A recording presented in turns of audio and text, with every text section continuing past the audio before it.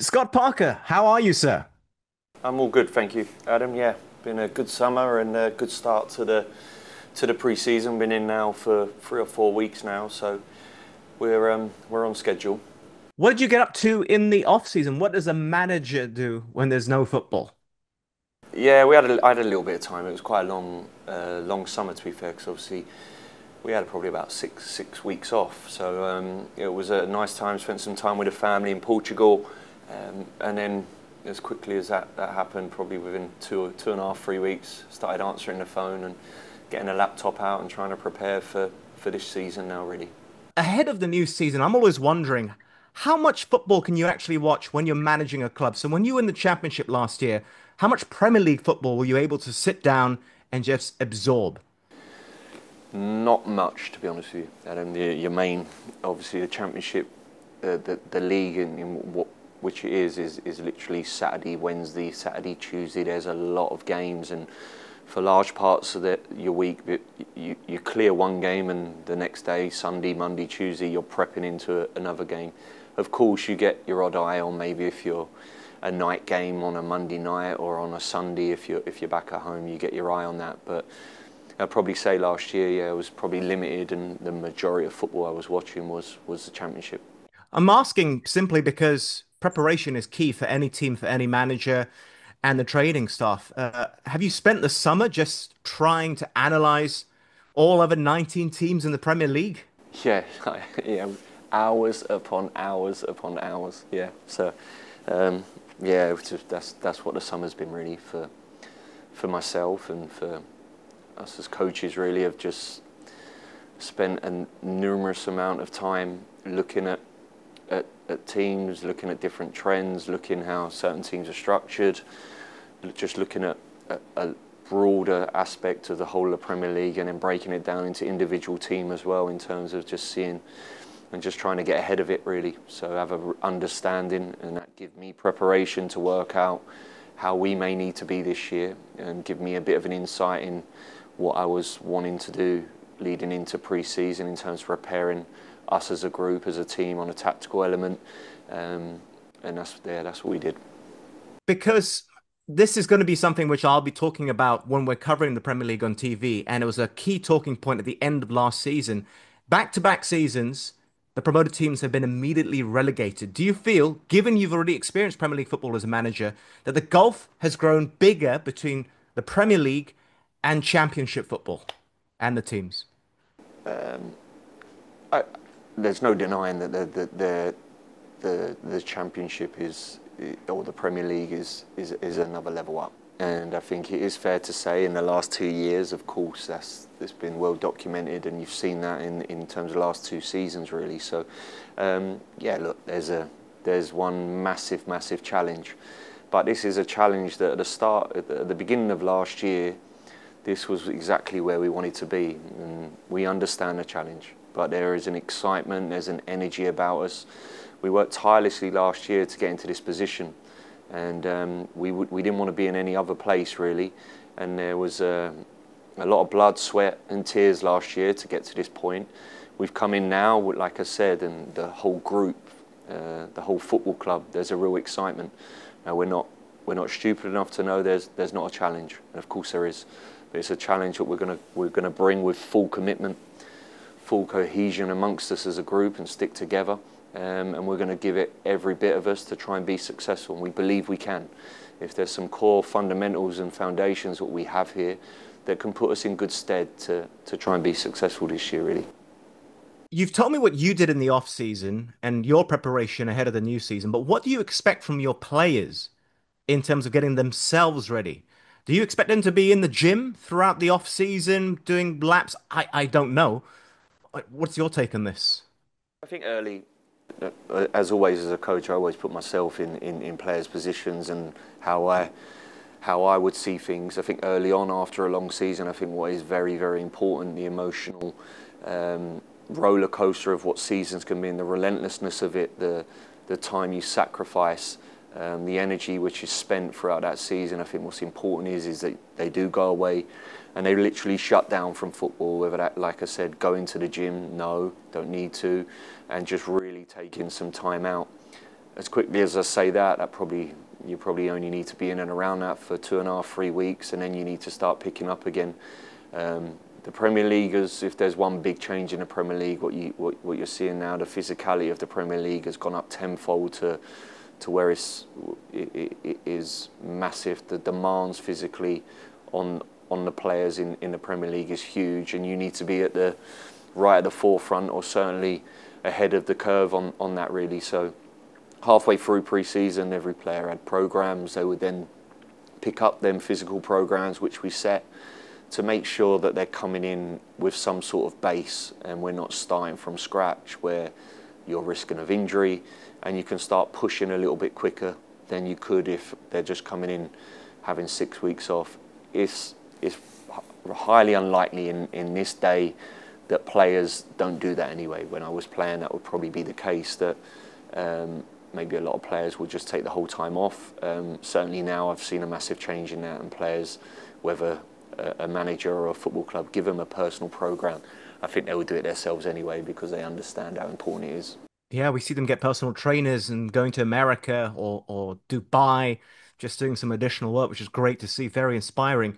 I remember speaking to you a few years ago in a preseason period as well, when you were last in the Premier League. You seem to be more refined now. That's my impression talking to you. Do you feel that you've grown and learnt as a manager? Because football's ever evolving, players are evolving. What about yourself as the man in charge of Burnley? Yeah, I think I've grown, and I think I've, like anything in life, you have experiences. And the last time I don't even know how many years ago that was, I was in the Premier League, and I've had different experiences since then.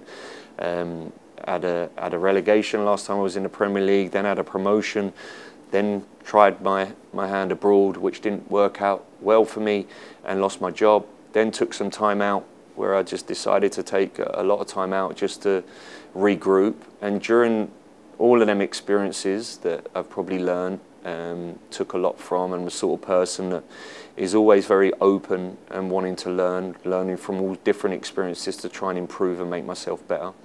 And I think the key word you said there is evolving, because we live in a world in football, in professional football, that it moves at 100 mile an hour, and you stand still for 1 second, or you don't have an openness to keep working where you need to improve, where you need to get better, you get left behind, really. So yeah, for sure, experience has brought me to a place where I sit now, where I'd like to think I'm a better coach, and probably a better person. I'm a better manager, and that's probably helped me. My experience have helped me, good and bad. Do you feel that personally, because you're only human, that you have a point to prove by being back now in the Premier League as a manager? No, I don't think I have a point to prove. Look, I'm 44 years of age. I've had one full season in the Premier League. I've had one full season in the Premier League. I've had 3 promotions with 3 different football clubs. 3 different football clubs that bring different challenges, a different group of men that you have to manage. So no, I don't. I think I'm a young coach that has done. I'm really pleased with how I've gone about things, and certainly what I've done. The next challenge, of course, is that in the Premier League, and that spotlight will shine bright, and the narrative will go however the narrative is. But I'm pleased with where I am currently and what we're doing here as a football club. I'm sure that you were very pleased with the defensive record of Burnley last season in the Championship. It was so good you effectively became viral overseas because you just kept keeping clean sheet after clean sheet. How difficult will that be, though, to transfer to the Premier League? It's the next challenge for us, for sure, Adam. That's the next challenge for us. Last year, defensively, we were rock solid, and that came from a base and an application from the group that took every bit of information that certainly we were delivering as coaches, and we executed very, very well. Brilliant structure, understanding and mentality to defend our goal like our life depended on it, and some real quality as well. The next challenge for us is in a better league where it is more clinical. There is better finishers. Of course, there's a challenge there for us. We've given ourselves an unbelievable grounding from last year, because the numbers that we produced on a defensive phase to our game was pretty remarkable, really. Hopefully that puts us in good stead now to build on that and that could help us in next year. I'm sure James Trafford will be a big miss. I was looking at his numbers. Clean sheets aside, he had an 84.5% save record last season. He prevented an XG of 12.9 goals, goals that should have gone in, but he stopped. I mean, his contribution cannot be understated.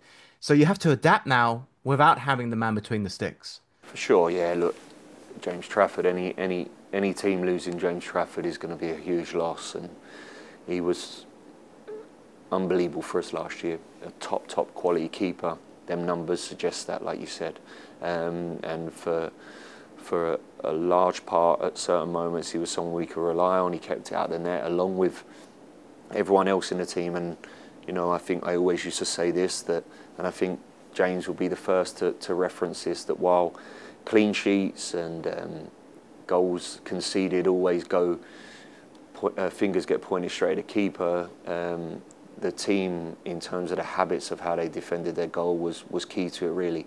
And we defended with 11, and that was down to forwards, defenders, midfielders. But look, for sure that James will be a big miss for us, but we wish him nothing but all the best in the next part of his journey. And let's not forget the other contributions he had, playing out short from the back, quite a high percentage of his passes when the ball was in open play. A brilliant performance from him. But what about additions to the squad? I have to bring up Carl Walker's name. The experience he brings, he is a winner, full stop. Is that why you signed him? Because of his wealth of experience, what he can bring to the team? Yeah, I think that's exactly it. Brings. I don't think there's a. When you're signing players, you go through boxes and you try and tick boxes off. And when it comes to quality, it's a box that you just firmly tick. You don't really need to spend too much time analysing whether Carl Walker's got the quality, because it's pretty evident that he has. He don't have the career he has. But I think his experience, his leadership qualities can help us as a group. He's someone who's been around it, knows what it looks like. Will probably bring a calmness in, at times, the bumpy road that we may face and the challenges we may face. And that will be pivotal for us and vitally important for us, a really young squad here. And in certain moments, to have a guy in a changing room that could sometimes just put a bit of rationale on it, in a world where these young guys probably don't live in a rational world sometimes, and it's hopefully Carl's experience can bring that. Yeah, I'm looking forward to seeing some of the other additions as well, particularly Marcus Edwards. I think it's a really exciting player. Can't wait to see what you've done with him out on the pitch once the season starts. Scott Parker, thank you for taking the time to speak to me, and I want to wish you all the best for the upcoming Premier League season. Thank you, Adam. Cheers. All the best.